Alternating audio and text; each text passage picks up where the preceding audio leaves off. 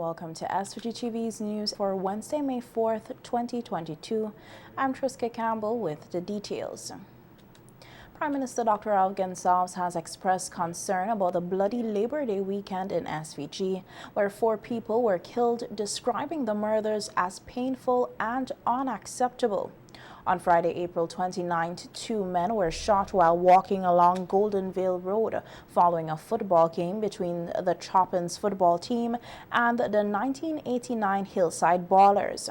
The shooting resulted in the death of 44-year-old Van Dyke Mears and 22-year-old Kishroy Burke. Sunday, May 1st, the body of 41-year-old Luann Roberts, a family court counselor, was discovered in a car in the vicinity of Bookament Bay Secondary School, and on Monday, May 2nd, the lifeless body of 35-year-old Keon Phillips was found in Kingstown Park. Speaking on NBC Radio's face-to-face program this morning, Prime Minister Dr. Alvin Saabs made a plea to young males not to throw their lives at the mercy of the judicial system for what he described as one moment of pure madness. Feeding with young people, young men, please, there is no way to violence. It doesn't worth it. Maybe some feel that because there's quote-unquote, then I hang no more. But if they think that 15, 20 years in jail is a joke, jail not easy, you know. If they think a possible life imprisonment in jail is a joke, or you're going to waste your life over one single moment of pure madness. Referencing the 2013 Arms Trade Treaty, which was designed to regulate the international trade of small arms, Prime Minister Gonsalves said there needs to be more action taken at the global level to prevent the illegal movement of firearms into countries in the region. And though the Obama administration had taken certain executive decisions, unless the full treaty is adopted and implemented in every material particular, there are large loopholes, and we in our region, through the regional security system, and those agencies are doing a good job, matters would be even more problematic. And our own Coast Guard and police force. But the guns can come in different ways. You catch some, as you notice, and others escape you. Today, Reynold Roberts of Harmony Hall appeared at the Serious Offences Court charged with the murder of family court counselor Luann Roberts, whose body was discovered in a car in Bookament Bay last Sunday. Roberts was not allowed to plead to the indictable charge. Prime Minister Dr. Alvin Saabs has rejected the recommendation by the UK to impose direct rule on the British Virgin Islands, the BVI. BVI, a British overseas territory, is experiencing political crisis after the findings of a UK-led commission of inquiry discovered evidence of failings in governance. Just hours after the report was released, BVI Premier Andrew Fauci and another senior government official were arrested by U.S. law enforcement in connection with cocaine trafficking and money laundering charges. The Commission made several recommendations, one of which included a partial suspension of BVI's constitution to allow Britain to impose direct rule. Prime Minister Gonsalves described the recommendation as ridiculous, adding any allegations of corruption should be dealt with by way of the law. Drop a bill of indictment against the people of the BVI because you think this or that leader or public servant is corrupt. If anybody is corrupt, you deal with them in accordance with the law. And if anybody is guilty of, if you have evidence about criminality against anybody, we'll put it before the courts. It's a straightforward matter. You can't come on want to close down democracy, close down representative government on that account. CARICOM objected to the proposal in a written statement, saying the imposition of direct rule in the Caribbean is in opposition to the democratic governance. Prime Minister Gonsalves expressed a similar sentiment, calling the recommendation a bad idea in principle and bad in practice. It's a bad idea in principle, and experience has shown it's bad in practice. I mean, you look at when they suspended the Guyana Constitution in 1953, or the Constitution in Grenada with Gary in 1962, or more recently in Turks and Caicos. I mean, it brought about none of the desired benefits which they had proposed. None. Are you going to indict the whole nation by punishing? In other news now, two major companies responsible for the construction and supervision of the port modernization project sealed the deal to commence the transformational work of the port in capital Kingston. A contract was signed between the government of St. Vincent and the Grenadines, Acon Construction Group Inc. and Selhorn Engineering Company. The Selhorn Engineering Company is design, the review and construction supervision consultant of the project, while the Acon Company in group is responsible for the construction. During the signing ceremony at Cabinet, Prime Minister Dr. Alf Gonsalves emphasized the importance of the port modernization project to SVG. Port is vital for the development of this country. The Kingston port is about 60 years old and it's crumbling, it's falling apart. You know, we have to patch it up as the years go by. And in the late 1980s, early 1990s, a small Camden Park container port was built, which does 80% of the container traffic. But clearly, it was built too small and it had some defects. We need a modern port because we are a trading country. We're a small island developing state, and we have to import and we have to export a lot of goods.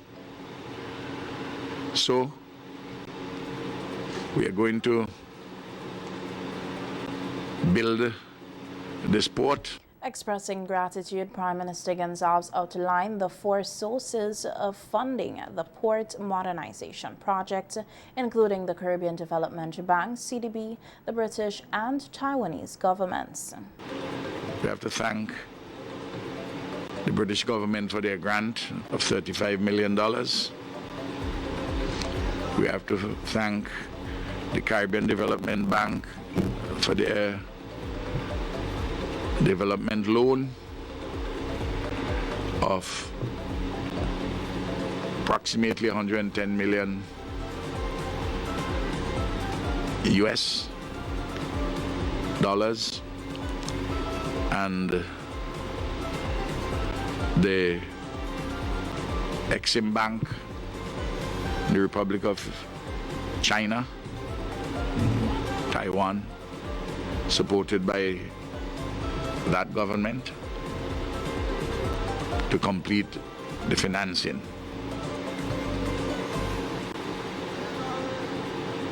We may need some of the resources perhaps for some additional equipment, but that in the scheme of things is not very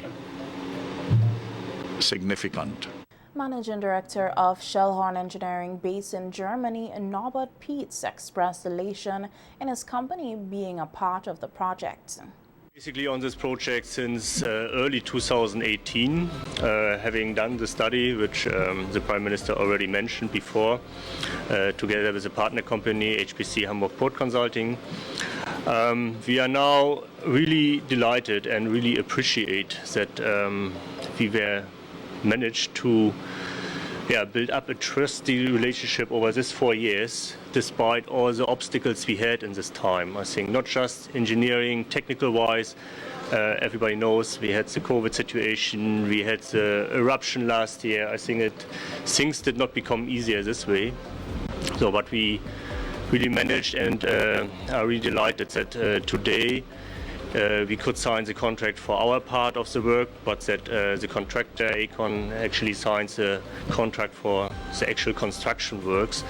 And really looking forward for the implementation phase for the next 3 years, that things are working out as planned, knowing that this challenging project is not just improving basically the maritime infrastructure for St. Vincent, but also will serve the people, I think, to have access to a better infrastructure, to develop imports, exports, to support the whole economy of St. Vincent. Director of Aecon Construction Group Inc., Connor Smith, reiterated the value of the project to SVG's development. By Tom Smith, who'll be the project manager for the port project. I guess firstly, just on behalf of Aecon, we want to extend our thanks and sincere gratitude for the award. We fully appreciate what the Prime Minister has said and the importance of this project for St. Vincent and its people. We also echo what Selhorn have said. It's been a long time with lots of challenges that he's outlined, but we're really ready to deliver and start the work. We've forged some great relationships already with the Port Authority team, and we really look forward to continuing those. As the Prime Minister says, we all look forward to successfully completing this project in May 2025, and we thank you all for putting your faith in us to deliver.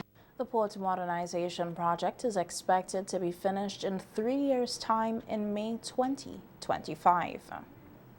Minister of Agriculture, Forestry and Fisheries, Subotu Caesar, is challenging local youth to seek out practical ways to make money from agriculture.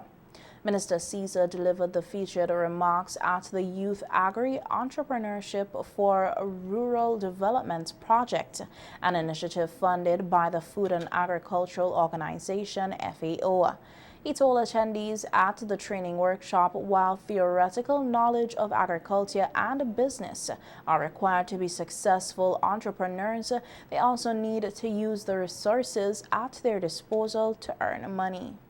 It's an opportunity for you to work with other persons in your group, to set up a Facebook page, to do something on Twitter, and to advertise all of the sites in North Leeward.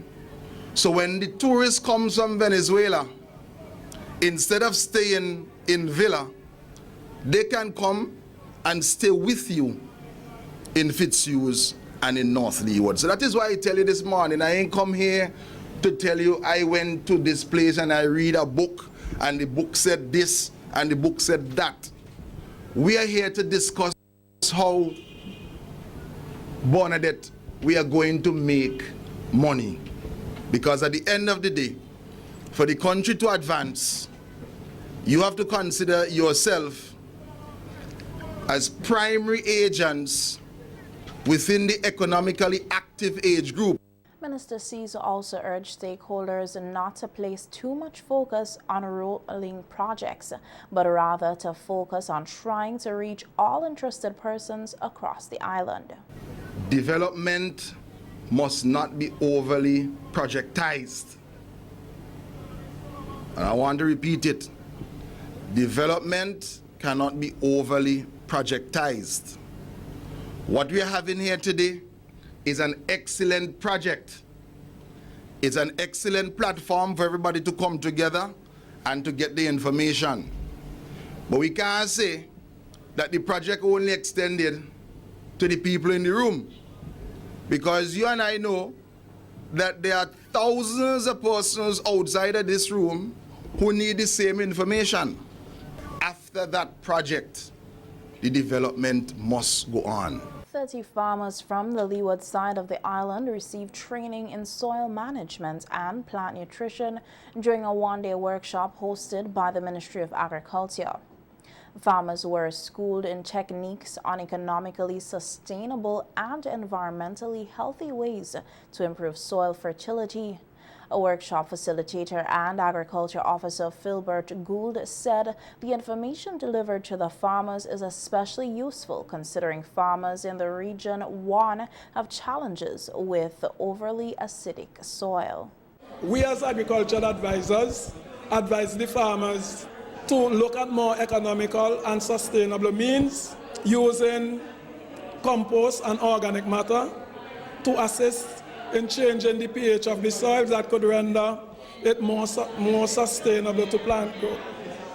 But organic matter is required in large amounts in order to correct the pH.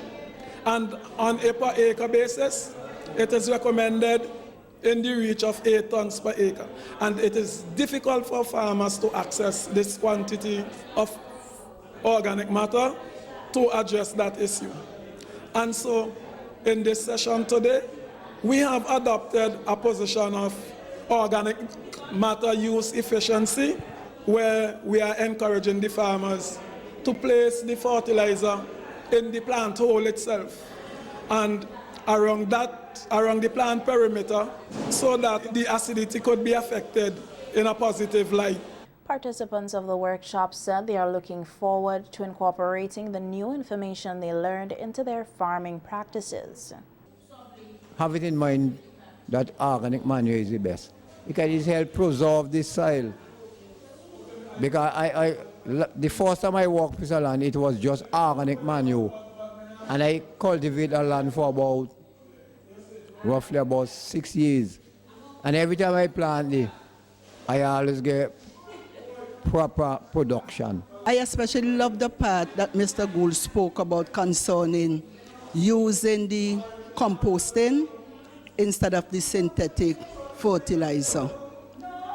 The discussion was a rich one. Farmers from the different areas share, and because I am practically new to this type of farming, I would have gathered information that I can now go and implement on my. The third phase of the capacity building workshop will be in-field practical training to apply the background knowledge from the workshop. The Vector Control Unit in the Ministry of Health held a health fair today as part of activities to mark Mosquito Awareness Week, being observed under the theme Small Bite, Big Threat, Fight the Bite, Destroy Mosquito Breeding Sites. At the fair held outside the Public Health Building in Kingston, our news team spoke with Field Assistant Reynold Lynch, who explained the purpose of the fair and the plans for the remainder of the week. What the week is about really is to help persons to become more sensitized about what it is the Vector Control Unit does. Whenever you see us coming to your premises and doing inspections, there's something that we do behind the scenes, which is in the lab, and a lot of stuff that goes on. Otherwise, so we brought it out today so that the public could see now what it is that the Vector Control does besides coming and doing house-to-house inspections and basically just giving you education whenever you come to your house. So you could come here today for the entirety of the week, because we have health fairs like these in other communities and in the Grenadines as well. So as I pointed out, we're trying to just to sensitize persons and make them more aware of the issues that persons will have to deal with when it comes to vector-borne illnesses and vector. Lynch also highlighted some of the struggles his team faces in various communities when conducting routine checks. Stigma first, because the mosquito, most people will say to you, mosquitoes are always present, so we can't get rid of mosquitoes, which in a sense it's true, but it's also a lie, because if in the 1950s we had a total eradication of mosquitoes, then it can happen again. You just need to understand the pros and the cons of the information that you're getting. So one of the things that we face most of the time is when you go to a premises and you do an inspection, somebody might say to you, well, oh, we always have mosquitoes, so we can't get rid of them. That is basically you inviting them into your home. So if you say you can't get rid of them, that is basically an open invitation for you to say you're not going to do anything about the problem. So that combined with the present age of technology where information is available at your fingertips, certain persons would get information and then you do an inspection and you're giving them the education and they're trying to basically override the information that you're giving them. Our news team also spoke with teachers and students of several schools within the vicinity who were taught how they could help raise awareness and decrease the breeding of mosquitoes in schools, in the school environment, as well as homes and communities. We have been taught a number of things concerning the mosquito. We know the mosquito has plagued human beings for centuries. And it is great that we have got this opportunity to learn more about the mosquito. We've seen the larva live. We have also looked at certain traps, and you'll see a number of things. And I think they will help them to understand the stages of the mosquito more, because I did that last term, and it will assist their learning. I learned about mosquito, a lot about mosquito. Like, some of them have different colors. Well, I learned a lot since when we were learning about the mosquito in science class. I wasn't there since I was sick, but I learned the different stages of life for a mosquito, and I also learned that the eggs need water to grow, which I didn't know, and also the different colors and how they look, because I never seen a larvae in my life. I have learned how to prevent mosquitoes from breeding. The month of May is globally recognized as Mental Health Awareness Month. In the past, mental health has been widely stigmatized due to a lack of education. However, within recent years, more and more healthcare professionals have been actively making greater efforts to educate people on this issue. Recently, our news team sat down with psychologist Andrea Games Mohes, who is attached to the SVG Community College and who took the time to highlight the different types of depression and some of the early signs of depression that are associated with mental health and are often overlooked. So signs you would notice, and depression builds over time. So sometimes you have, if we think of it clinically, you have different levels of depression. So you might feel depressed, but not necessarily suffering with the clinical disorder of depression.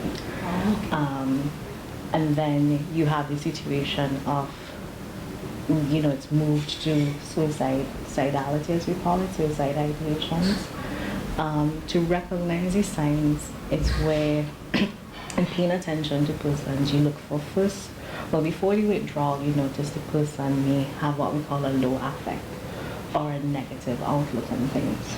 So when you speak to them, they sound very hopeless. It could be, I don't think that'll work out for me. Or you give them like 6 different suggestions and everything is a shutdown. So they may not be clinically depressed, but they have started on a track that can lead them there. Then you have the withdrawal. So somebody who's normally out and about, you notice, I don't feel like going out tonight. I think I'll just stay home. That doesn't interest me anymore. Mohes explained how mental health is deeply involved in every aspect of a person's life, and because of this, one should avoid labeling others as depressed or difficult without clearly identifying what he or she may be dealing with. So a lot of people are very tired, which can lead you to a low mood as well. So for me, that's why sometimes I don't attach the label. Sometimes we forget to understand that mental health is a part of everything. Emotional well-being is a part of everything. So if you notice, even with somebody maybe snapping at people all the time, because in some cases, persons who are really aggressive, when you really sit with them and explore, there's a lot of feelings of inferiority or hopelessness that's masked underneath the anger as well. So then you have the other side of the lashing out. Then people may label, say, oh, this person is difficult, but there's other things that are going on the inside that is affecting their ability to shift, to have empathy, to have understanding. And then the other side of mental health is the brain as well. So where person's ability to perceive information may be different from another person. So where if I use a particular word, you will hear one thing, another person may hear something else, and then you have the impacts of traumatic experiences. So persons who may have grown up in homes that may not have had a constant caregiver or a constant parent, or as we say locally, that lack of love and commitment. It may be very difficult for them to really reach out and trust. So they put on a mask to protect themselves. So they might seem very aggressive, and when you get to know them, you realize, oh, there's something else there that you're not seeing. And I think that's the outlook we want to add to the mental health conversation. Third form students of the St. Vincent Girls High School GHS are stepping onto the entrepreneurship path through an initiative which challenges them to launch their own businesses. This initiative is spearheaded by Shafia London and the business department of the GHS. The girls will be split into 7 teams and appointed a mentor who will guide the team during the 4-week challenge. Students will receive startup capital for the business of 60% of the profits will go to students, while 40% will go to the school. At the end of the period, one business will be awarded as the winner. Delivering the feature remarks at the launch of the challenge, Senior Education Officer of Secondary Schools K. Martin Jack says SVG is desperate for young entrepreneurs, adding that COVID-19 pandemic has highlighted the need to get rid of archaic systems. Today, here in this school, in this beautiful initiative, would provide a strong indication as to where our country is likely to go. St. Vincent and the Grenadines is desperate for young leaders who possess strong mindsets for owning their own businesses and for creative and innovative ideas. If we have learned anything from the COVID-19 pandemic, it is that too many of our systems and the way we operate are archaic or old-fashioned, good old English students, and deserving of a modern infusion of ideas and technologies. Martin Jack reminded students that the traditional job market is not the only path to attaining success. Often we push the narrative that being employed means finishing school and getting employed at government offices or at major businesses throughout St. Vincent and the Grenadines, and to go after the traditional jobs in the traditional market, such as the lawyers, the doctors, the engineers, teachers, the nurse, among others. But who is going to be the next Alice Walton? And our very own Caribbean billionaire, Robin Rihanna Fenty. And that is true, as you all know from your response, that's True Music, the Fenty Beauty, the Fenty Fashion House, Savage, and the X-Line. You simply do not have to be a part of the traditional job market or even be going to an existing company when you leave school.